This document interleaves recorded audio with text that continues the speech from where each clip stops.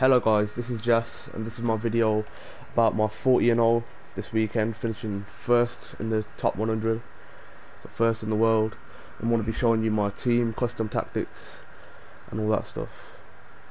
So this weekend was like a practice one for next week, because next week's the last chance qualifier, top 16, get a playoff spot, and that's the one that matters. And it's good to finish obviously 40-0 this week, trying out a few different things, a few different tactics, a few different formations, just to make sure that everything's solid going into the last chance qualifier next week, because after that there's no other opportunities to get that playoff spot, so it's pretty much all or nothing. So let's get into the squad. So as some of you may know, I play attacking with 4-4-2. I think the main player you need in your team to play 4-4-2 is Rude Hullet, because he can obviously defend, and he's pretty much the key person for me to join that midfield with the attack. He's got almost 75 goal contributions there for me in 72 games. Sorry, 65 goal contributions, and that's almost a goal contribution a game, which is very important to play in a formation like this. I play Hazard on the right, Neymar on the left. Because Neymar, he's got 5-star. It's very important there. I have got an untradeable prime Ronaldinho, but there's something just not right with him. There's I don't know what it is. I don't really like him on that right mid, so I've got Hazard now. That's not really the best goal contributions, but he does a good job there. He contributes a lot with his. He's got very good passing, low-driven passes and stuff like that. And I just prefer him over Ronaldinho. Obviously, these two strikers do bits. R9, I feel like R9 is very good here at home online, but at the event when I was in Manchester, he just didn't turn up at all. His positioning was really poor and didn't finish much either.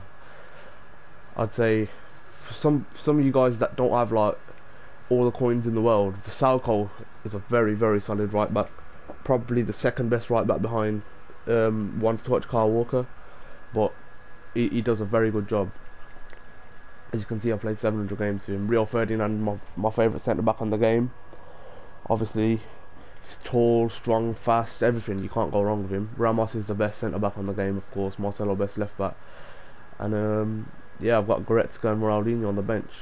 So my instructions for this formation is get in behind and get in behind on strikers. I'm pretty sure everyone used that. I'll put stay central on R9 because I don't like his positioning and his work rates anyway, so stay central is important on him.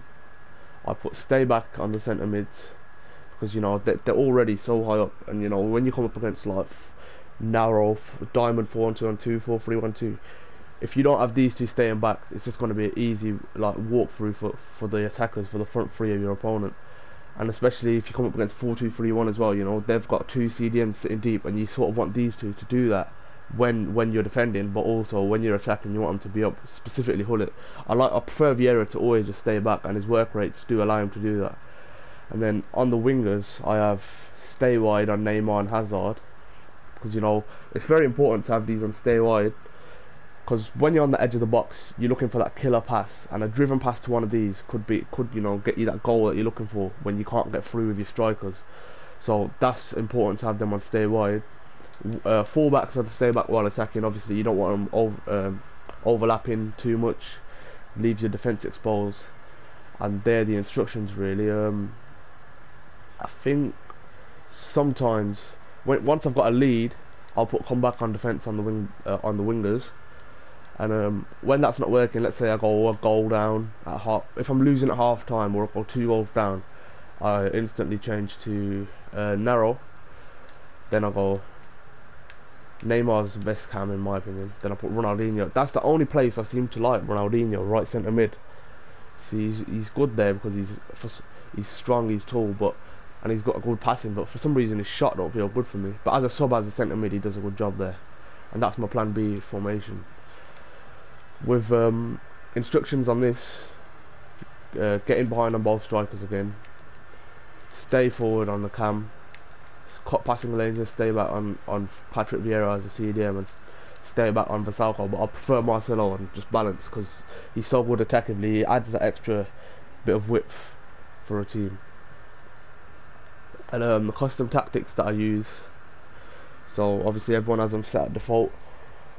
It depends how you want to play. Obviously custom tactics is suited to how your play style is, but I wouldn't go higher than 60, 61 or 62 speed unless you want to be really fast. Like if you're a slow player like 43-1, I'd say maybe maximum 60, but it depends how my opponent is. If you go too quick, like let's say 70, your attacks will break down quickly because there'll be loose passes, players trying to play a bit too quick, then they'll be out of position.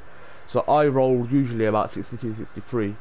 Passing, this one I'm not really too sure on. You know, there's a lot of people that are experts in custom tactics and stuff. This one, passing on the build-up play, I presume it's just about how many passes you want, like on the edge of the box, how quick you want them. So I just keep it pretty balanced between 50 and 60 because I'm not too certain on it. So about 57 is what I do. Then on chance creation, the same with passing, but I go 60, keep it on a not too far away from 50, so I'm not too sure what I'm doing there. Crossing, you know, that's just how many people you want in the box. The lower you put it, the more people you'll have on the edge of the box. So I put it about 45, sometimes 40, because then Hullet's always on the edge of the box, so when you're down the wing you can actually just do a driven pass to him on the edge if your strikers are marked. Shooting, now this is an important one. This is how much like into the shooting positions your players get, your strikers specifically. It's important. I keep this one at 58, but let's say I'm against a tough opponent and I need to create more chances, I will put it to 60, sometimes even 65 if I'm in a last minute where I need last 10 minutes and I need a goal. That's what I'd go to. And but I usually start with about that. Now pressure's my most important thing. I like playing very high pressure, so I keep this about 67 and aggression on 62. They're important because if your opponent is a possession player, you want to get the ball back as quick as possible off them so that they can't keep the ball and get comfortable. You want to be the one controlling the game and taking the game to them, so that they have to play to your game style. So if you play high pressure, this is the way to do it. But I wouldn't put too much pressure like 75, 80, because that would leave you a lot of gaps in your midfield and especially your defence.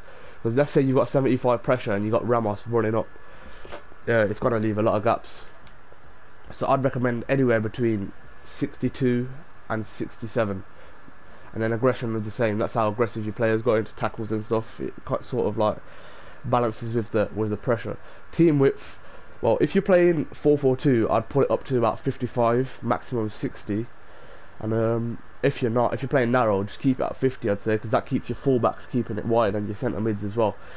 But if you want to just go straight through the middle, you know, you just lower that to whatever, 40, 45, and they're my custom tactics, guys. A weird one is I play offside trap. I'm not sure if many other pros play offside trap, but I feel like this is important for the to play high pressure, because it keeps your defensive line quite high up the pitch.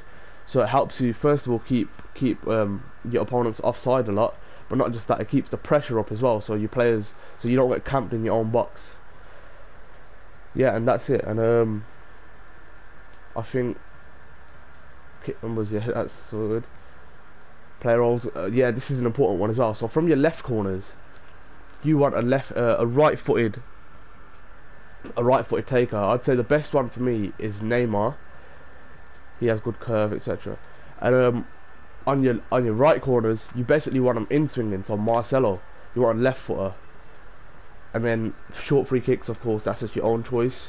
I will bring out a few more stuff like best free kick tactics to use, etc. But they're basically it. They're important to use a right footer on your left corners and a left footer on your right corners. I think that's going to be it. I'll hopefully have another video coming soon with some Champs Channel games. Once I get used to how I'm using this recording and stuff. But yeah, it was a really good weekend, you know, finishing 40-0, finishing first in the world. And this is just my first YouTube video. Hopefully you guys enjoyed it, and I'll be back with more soon. Thanks for watching.